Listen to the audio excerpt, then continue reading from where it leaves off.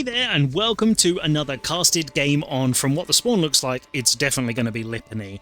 On the east side in the green, we have the Incan as the Mongols, who's currently moving and setting up his base on the gold in a sweet little spot there. And on the west side, we have Vertex in the yellow as the Malians. So the Incan sent me this one and told me it's a cheeky little build that he's working on, so I thought we would check it out. And if you want to be awesome like the Incan, then make sure you send me the details for your games using the link in the description, and then you could be the next casted Chad. Whether you're bronze, gold, silver, doesn't matter. Everyone's welcome here on the channel. So let's have a little look at the scouting pattern and we can talk about the matchup while these guys get their game going. So we've got the Mongols now. He is doing a very nice aggressive scouting path. I really like this. It doesn't look like he's going for a tower rush because he normally with the Mongols they would go directly over there, but he has scouted the gold. He's seen that pit mine going down, so that's going to be a spot to attack against the Malians because their passive gold is where they are super strong. If we take a little look over at Vertex, just getting caught by the TC fire there. Against the Mongols, you've always got to be careful because their TC can basically be anywhere. But again, he's being super aggressive as well, trying to see what the Uvu's doing. And so for both of these players, they both need to scout their opponent's base more immediately than going just for sheep, because if the Mongols has got a barracks by their Uvu, they're probably going to be tower rushing, and the Malians, you want to check out where their pit's going in case you're planning on doing some Dark Age denial.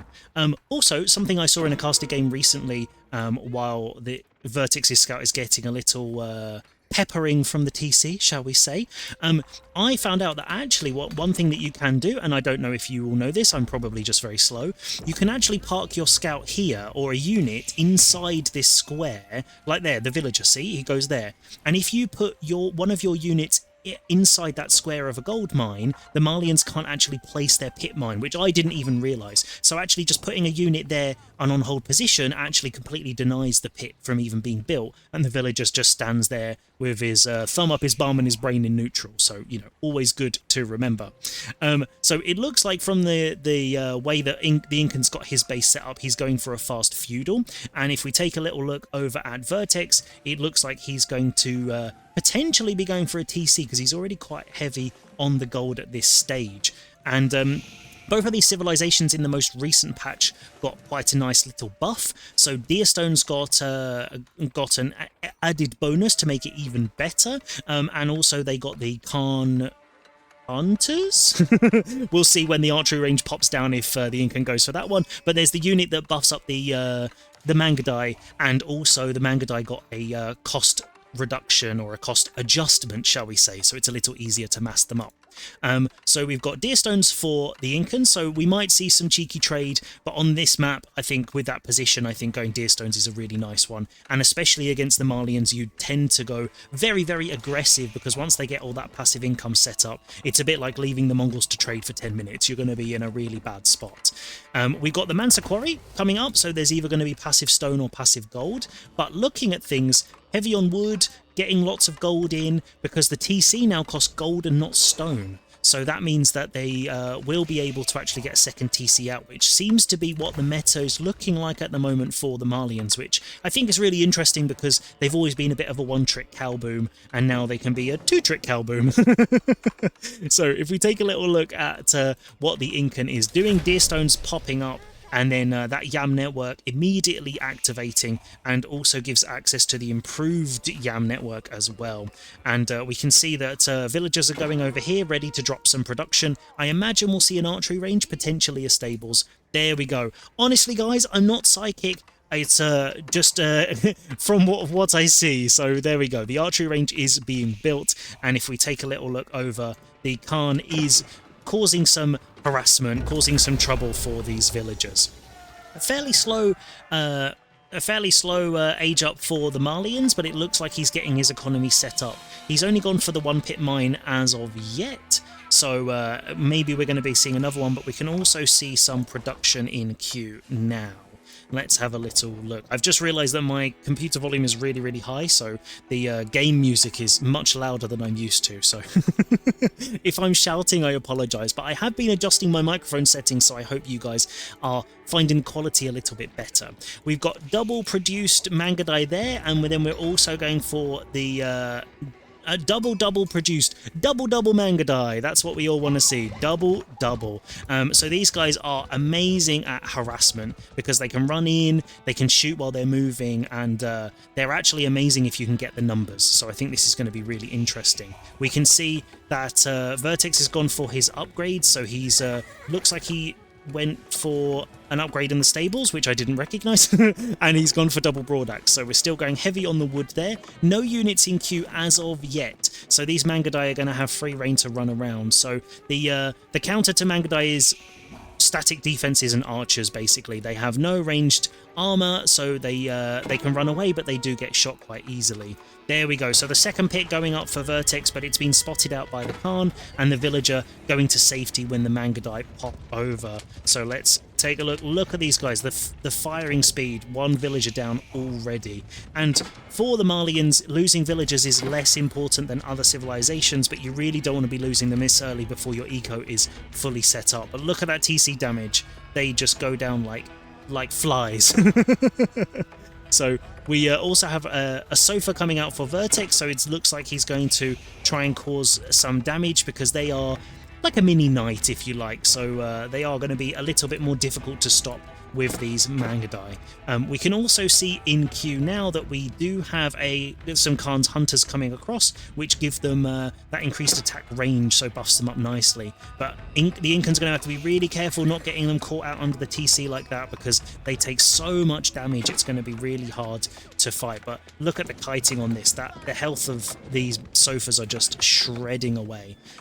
We can see that the pit mine is still up. No melee units out to deny this, but we can see some javelin throwers coming in, and I think this is very much the right call, because these guys, when I can select one, not a tree, the Mangadai are light ranged, and if we look at the javelin throwers, they get special bonuses to ranged units, so these guys have no range defense, and they're going to take additional damage, so that's going to be really bad for them. So no second TC yet, just piling up that gold, using it for upgrades and stuff like that. And we can see actually a ranch going down, so we're actually going for a slower cow boom. It's a cow boom, if you like. If we check out the Incan's base, he's just living his best life, mining gold, getting his wood, and putting down some more production so he can make some more units. Sofa's popping around, and he's denied that wall that was going to go up at the front and keeping those military units down. So this is where it's going to have to be, the Incan's going to have to be really careful to make sure that all this passive income doesn't get completely set up. And because he has no melee units, it's not like he can drop a ram and burn them down or anything like that. So he's just going to have to be very careful. But the micro on these players is something that I aspire to myself. As Conquerors, these guys can control these units way better than I've ever managed to. But looking at that, moving away just at the right time, they're very close, but they can't do damage. I think that's really great. But these javelins, once they mass up, the Mangadai are going to have to be super careful not to get caught, because they do a huge amount of damage. So it's 8 and then plus 4 for range, so they're taking 12 per hit. So if you do 12 divided by 75, if you can do that kind of maths in your head, then you'll know how many hits it takes. And if we take a look, we've got the full pit at the back also being mined, while there's only 7 on food, so it's still going to be going for that cow boom, I imagine, into the Falani Corral, if that's the correct name, and it's going to be dropped here. So this is the classic setup. Ranches down the sides, and then maybe some at the back as well. So there we go. The Khan using his arrows there so they can get the extra range, and with that vision from the Hawk, they can actually shoot over the wood line. So that's always something to remember, that your range units, if they have enough range, they can shoot over wood lines if they have vision. Vision is one of the most important things here, and my old mate Power Steve is obsessed with the line of sight, and it's really important when you're using these kind of units. We can also see some Keshiks now coming in, which are going to really put a dampener on the javelin throwers' day, and all of those sofas have actually been taken out now. So Looking at the eco units, the Incan is ahead, a couple shy, which is probably just from the setup of his original TC. There we go. So Scout taken out very quickly, and now the cavalry horde coming around to try and do some damage. We've got 2.5 ranches filled up now, and the cows slowly making their way over. The cow says moo. My little boy's obsessed with animals, and I have to say, what does the cow say about 100 times a day? So I couldn't help myself. I apologize. We do see a market though, so that does mean that there is going to be some trade coming in. So we should see that the eco is starting to pick up a little bit for the Incan and the Mongols. Keshiks running in because of that armor, they can take a lot more of a beating, but getting caught the pathing there on those buildings, oh, that's such a shame. So these guys also have that passive ability. Every time they hit something, they heal. So the Incan will be able to take advantage of that to try and heal these guys up. But these Mangudai, 1 health. Look at that guy. He is the lone survivor. I don't think he's going to survive that much longer, but we'll have to wait and see. So no Castle Age anywhere near for Vertex. He's doing the right thing and massing up his units and playing very defensively. And this is one of the benefits of the Malians, that basically because of this passive food, apart from putting your pits down, you don't really have to leave your base for food and wood. So you can actually pump out a ton of units if you need to. Because these javelins, they do cost gold, but you get passive. And you also get passive from this landmark. Even if you don't have pits, you can do it. So the Keshiks now burning that and healing up. We can see the cross sign there healing them up nicely and coming in for another attack. The villagers trying to get a wall up to stop them kiting around, but taking a huge amount of damage. But this little wall may actually do a huge amount on letting them take some extra damage. Donzo's coming in to try and get the Keshiks, not using their throwing ability as of yet, not sure. The Donzos are amazing because they can throw their spears, but they can only use it every so often. So when they can do that, they can take out cavalry from a distance as well as these other ranged units. So that's really going to work in Vertex's favour. We can see some horsemen and more Keshiks coming in now. No more Mangudai. I think with this composition, going heavy on Mangudai now is probably not the right call, but we've already got a nice little mass of them that's going to be able to do a lot. But javelin throwers with their increased armour are going to be able to defend that relatively well. Let's take a little look over how many traders are we on now. 4, so a nice little slow trade. And oh, you cheeky boy. Look at the Incan. Look at this cheeky boy. He's going for the trade over here on Vertex's side rather than his because it's a longer route. Oh, I love this. The wolf doesn't love it. The wolf hates that trade, but I am a big fan. Good job, Incan. This is the sort of stuff I love to see. Another villager going down, 8 in total. But if we now, while they're staying in feudal for a while, let's just quickly flick over to the income per minute, because we can see even with the eco numbers higher for the Incan, Vertex's food is really starting to pick up with that cow boom. But the villagers caught out on the wood line there. Oh, that's a shame. So 2 more going down and more getting caught, 3, but the Mangudai numbers are getting whittled down by those javelins. So now it's this cavalry is going to have to be really careful not to get pinched by all this infantry. Villagers running for their lives, trying to get some walls up to keep them in. If they can get a wall here and maybe a little wall over here to stop them circling around, then it takes just one side of the base. We can see the cavalry there just hiding at the back of the base trying to do some damage, while he's got another group of Keshiks and horsemen running in to try and catch those villagers on the wood line. But these little choke points are going to work in Vertex's favour. Donzo taking on the cavalry horde, and they are going to take that out. But getting out of there before the TC does too much damage. And multiple raiding groups now. The other group coming back in trying to find more villagers, but they have moved position. They've relocated for now. But this villager building that wall is going to go down very quickly. So that's 12 out so far, and the eco number gap is starting to drop now. That if we have a little look, those Donzos and the javelins are really sort of putting a stop to these cavalry. They've got the direct counter to both units that the Incan is fielding at the moment, and those numbers starting to look very, very scary.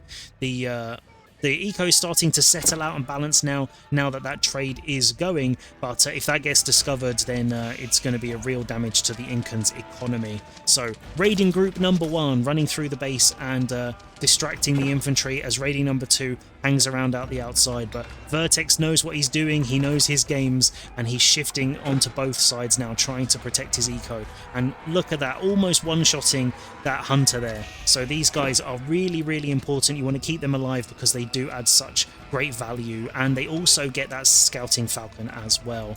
So We can see the javelins there, line formation, counting them, kiting, not counting, kiting the Mangudai. I imagine they are counting how many they're taking out, but kiting is what we were going for here.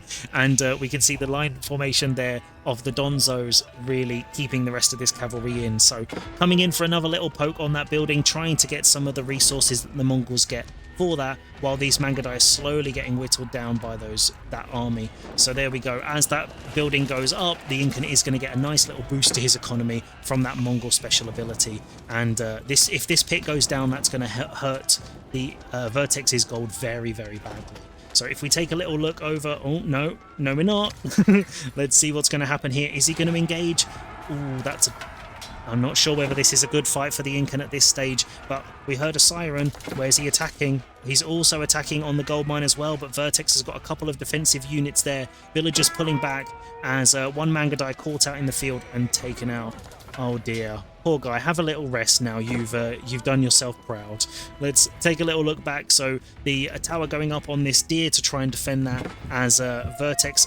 I think he has scouted out the trade, and so now all the traders pulling back at this stage, nothing there, and they're going to be shifting over to the other side. So quick reflexes there from the Incan, allowing him to maintain his trade.